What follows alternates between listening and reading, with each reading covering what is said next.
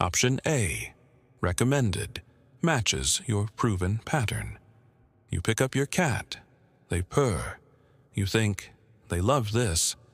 Then 30 seconds later, they're gone. Sound familiar? Here's what most people don't realize. Your cat isn't rejecting you. They're communicating something most owners completely misunderstand. And once you understand it, everything about how you cuddle your cat changes. Learn something new about cats every day. Hit like and subscribe for interesting cat facts, smart tips, and viral cat content. Option B. Your cat lets you hold them for maybe 10 seconds before they squirm away. And every time you probably think the same thing. Why doesn't my cat love me like a dog would? But that question is the problem, because cats don't express love the way you expect. And those short cuddles, they mean far more than you think. The problem, every cat owner knows you've been there. Your cat is sitting on the couch, looking peaceful. You sit next to them, start petting, they purr, you feel that warmth. And then they're walking away. Sometimes they even bite. Not hard, but enough to say, "I'm done." And every time it happens, you probably feel the same thing. Rejection. Like your cat doesn't actually love you. Like they're tolerating you at best. But here's the uncomfortable truth. The problem isn't your cat. The problem is how humans define affection. We think love equals long hugs, constant touch, physical closeness that lasts. That's human love. Cat love works differently. And if you don't understand the difference, you'll keep missing what your cat is actually trying to tell you. Section 1. Why cats are wired for short bursts. To understand why your cat only cuddles for seconds, you have to go back to where cats came from. Cats evolved as both predators and prey. That means their body is designed for two things, hunting and escaping. And those two instincts never turn off. Even your indoor cat, who's never seen a predator, still carries the same wiring. When you hold your cat, you're asking them to disable their escape route. Every second they stay in your arms, they're overriding a survival instinct that says, stay mobile, stay ready, stay alive. That's not a small thing. That's your cat choosing trust over instinct. Every single time. And here's the detail most people miss. In wild cat colonies, social grooming, which is the cat version of cuddling, lasts an average of just 30 to 60 seconds. Then both cats move apart. Not because they're done with each other, because that's how long social contact naturally lasts before it switches from bonding to overstimulation. So when your cat cuddles you for 30 seconds and leaves, they're not being cold. They're being a cat. Following the same social rhythm their species has used for thousands of years. Section 2. Overstimulation. The real reason they pull away. Now let's talk about the science behind what's actually happening in your cat's body when you pet them. Cats have approximately 230 bones in their body and nerve endings that are incredibly sensitive, especially along their back, base of tail, and sides. When you pet a cat, you're activating thousands of nerve receptors at once. For the first few seconds, this feels good. That's why they purr. That's why they lean in. But here's where it flips. At a certain point, and it's different for every cat, the same sensation switches from pleasure to overstimulation. It's like someone rubbing your arm. At first, it's nice. But if they keep going for too long, it starts to feel irritating, uncomfortable, even painful. In cats, this is called petting-induced overstimulation, and the signs are always there. Most people just don't read them. Watch for these. skin rippling along the back, tail starting to twitch or thump, ears rotating sideways or flattening, pupils dilating suddenly, purring that sounds more intense than relaxed, or a sudden stiffening of their body. That's your cat's warning system. They're saying, "I'm reaching my limit." And if you ignore it, they escalate.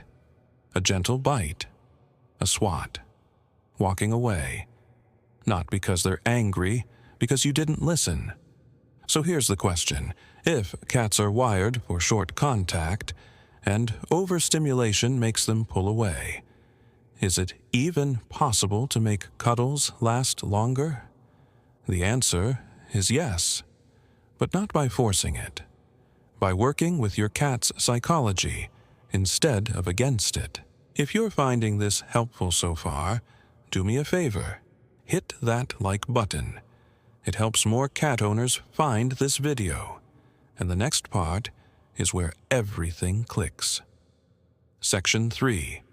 The 5 mistakes that kill cuddle time. Before I show you what works, you need to stop doing what doesn't.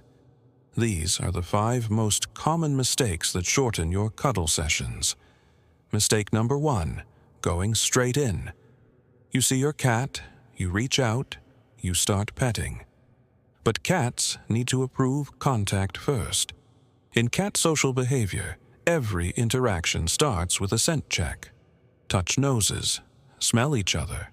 It's like a handshake. Skip it, and your cat starts the interaction already slightly on guard. Mistake number 2, petting everywhere. Most people pet their cat's whole body, back, sides, belly, tail. But cats have specific zones where touch feels safe, and specific zones where it feels like a threat. The safe zones, head, cheeks, between the ears, chin. The danger zones, belly, base of tail, paws. Stick to safe zones and cuddle time doubles. Mistake number 3, too much pressure. Cats don't want deep massage. They want light, consistent strokes. Imagine the pressure of a feather. That's the range. Heavier pressure triggers their defensive response faster. Mistake number 4, no pauses. Continuous petting without a break is the fastest path to overstimulation. You need to pause every few seconds. Let your cat reset. Then resume. This alone can extend cuddle time by minutes. Mistake number 5, chasing them when they leave. Your cat walks away, you follow. You pick them back up. You try again. But here's what that teaches your cat. Leaving doesn't work. So next time, they won't even start. They'll avoid you from the beginning because they've learned they can't leave on their terms. Section 4. The technique that makes cuddles last. Now here's the method that changes everything. I call it the permission rhythm release cycle. 3 steps. Simple, but they work with your cat's instincts instead of against them. Step 1, permission. Before you touch your cat, extend one finger at nose level. Don't move toward them. Just hold it there. Wait. Your cat will approach, sniff, and if they lean in and rub against your finger, that's permission. That's your cat saying, "I consent to this interaction."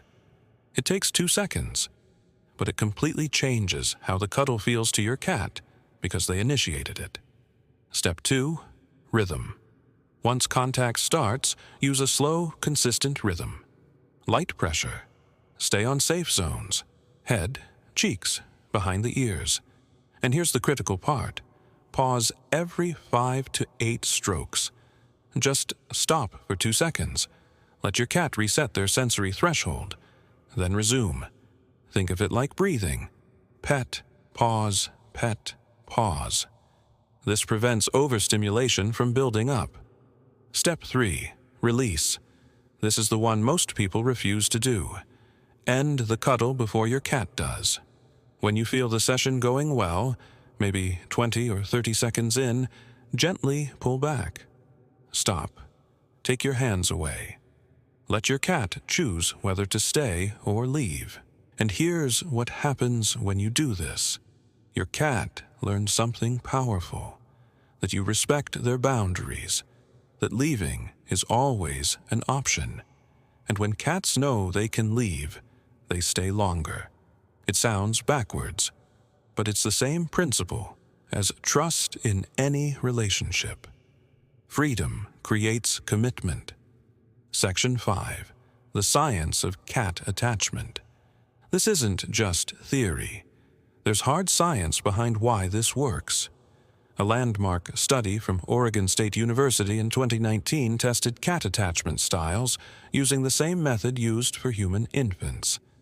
They placed cats in an unfamiliar room with their owner, then removed the owner, then brought them back. The result? Around 65% of cats showed secure attachment to their owners. That means when their person returned, they relaxed, explored, returned to normal behavior. This is the exact same pattern seen in securely attached human babies with their caregivers. And here's what this tells us about cuddling. Cats with secure attachment, the ones who trust their owners, don't need constant physical contact to feel bonded. They feel the bond through presence, through proximity, through knowing you're there. So when your cat sits on the other end of the couch instead of in your lap, that's not distance. That's trust. They're close enough to know you're there, and that's enough for them. A different study from the University of Lincoln found that cats who were handled gently and given consistent choice in interactions were significantly more likely to approach their owners voluntarily and stay longer during contact. The research is clear. The more control your cat has over the interaction, the more they choose you. Section 6. Breed and personality. Differences. Now, an important nuance. Not all cats are the same. And if you compare your cat to someone else's, you'll always be disappointed. Some breeds naturally cuddle longer.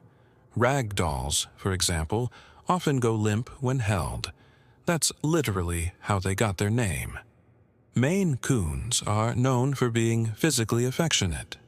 Burmese and Siamese cats tend to seek more body contact than average.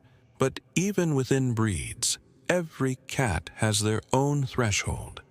And factors like how they were socialized as kittens, whether they were rescued, their age, and even their health all affect cuddle duration.